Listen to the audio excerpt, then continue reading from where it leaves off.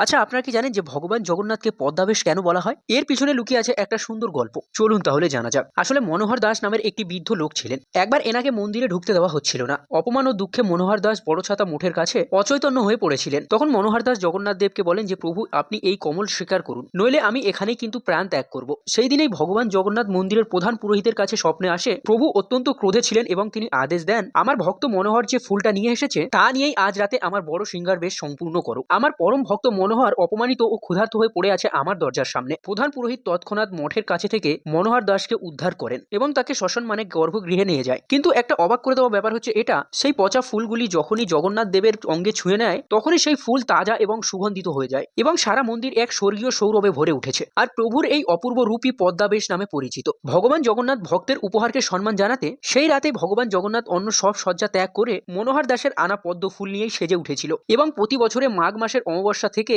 বসন্ত পঞ্চমী পর্যন্ত যে কোনো বুধবার বা শনিবার এই বেশ অনুষ্ঠিত হয়। এই বেশে জগন্নাথ দেব, বলভদ্র ও সুভদ্রা দেবীকে প্রচুর পদ্মফুল এবং পদ্মের নকশা করা পোশাকে সাজানো হয়। মুখমণ্ডলে পদ্মের পাপড়ির মতো চক্রের সজ্জাকার থাকে। এই রাতেই ভক্তের মনোহর দাসের স্মৃতিতে মন্দির থেকে বিশেষ পদ্ম কিশোরী ক্ষীর নিবেদন করা হয়। এইখান থেকেই বোঝা যায় যে ভগবান জগন্নাথ শুধুমাত্র ভক্তের ভক্তি ও নিষ্ঠা দেখেন, নিবেদিত দ্রব্যের বাহ্যিক রূপ বা মূল্য নয়। আপনার যদি ভগবান জগন্নাথের উপরে ভরসা থাকে তাহলে অবশ্যই ভিডিওটিকে লাইক করে চ্যানেলটিকে সাবস্ক্রাইব করে দেবেন। আর ফেসবুকে যদি ভিডিওটিকে দেখেন তাহলে অবশ্যই ফেসবুক পেজটিকে ফলো করে দেবেন। আর হ্যাঁ, জয় জগন্নাথ লিখবেন। আশা করছি আপনার মনস্কামনা পূর্ণ হবে।